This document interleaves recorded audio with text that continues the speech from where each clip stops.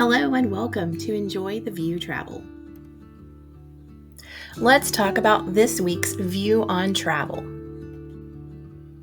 All right, we are starting with cruise news. We're going to start off with Royal Caribbean. They have announced new ports of call for Spectrum of the Seas. And so they are going to be visiting Japan, South Korea, and Vietnam. So if any of these places are on your bucket list or travel destination list, a cruise is an amazing way to go and get a little bit of experience in the land and see if it's somewhere you want to venture into more.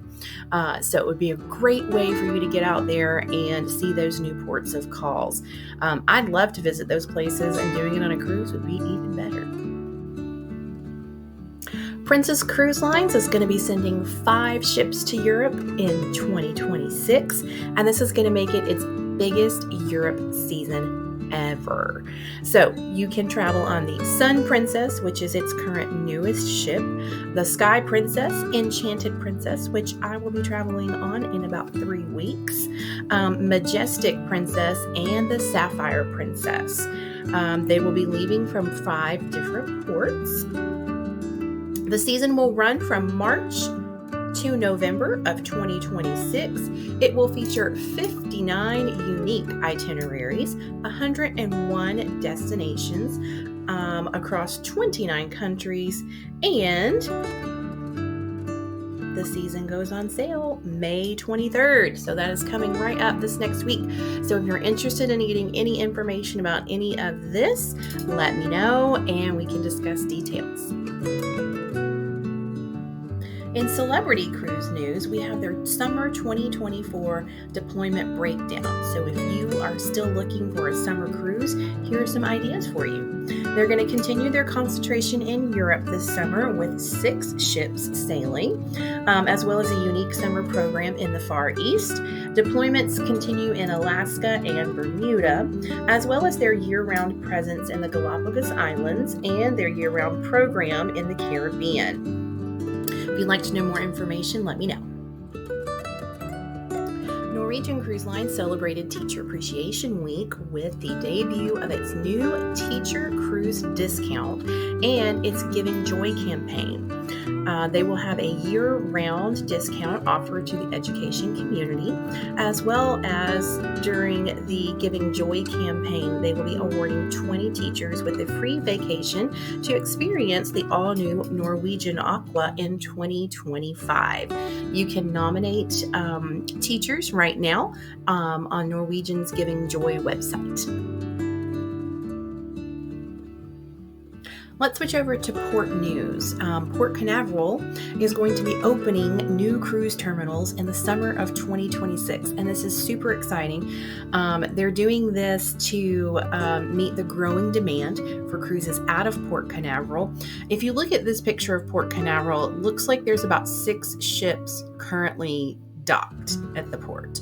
I don't know if it will hold more than that offhand, but my understanding from what I read is they're going to be utilizing the space to the left that does not have any ships over there. So I think they're going to be making that into terminals for cruises.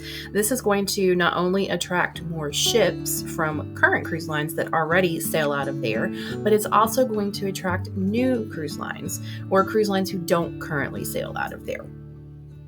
So that is really something to look forward to. I think they're trying to start rivaling Miami. They kind of have a little thing going back and forth right now. Miami is a hopping port for sure. When we came back from our cruise in March, there were 9 ships docked when we came back in. So they can definitely hold a lot. So we'll see how many Port Canaveral will be able to hold in the summer of 2026. And I mean, really, that's not that far off. So can't wait to see what that does. And I have not sailed out of Port Canaveral yet, so I'm looking forward to that.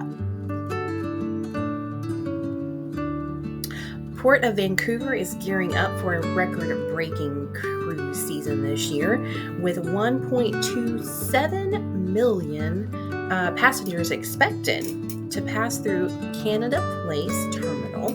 The season runs from March to October, so they're already into their season. And if this figure holds up, then it will be a 2% increase from last year.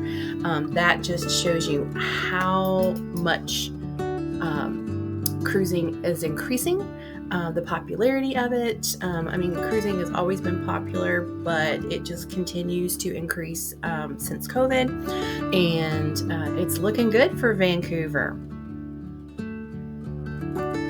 All right, let's wrap up today with some air news. The best U.S. airlines for economy, business, and first class have come out. By the way, these will all vary depending on which news source that you look at. So I've already done a little looking, and there are some different ones, but this is the article that came up for this past week. Top rated by passengers is Delta and Southwest. However, when you break it down into each of the class categories, first class and business class, number one is Delta, and followed by JetBlue, United, Alaska Airlines, American, and Air Canada. Now, if you notice, I didn't say anything about Southwest. That's because Southwest does not have first class or business class. All of their seats are the same. For premium economy, Delta is also number one, followed by Alaska Airlines, American, JetBlue, WestJet, United, and Air Canada.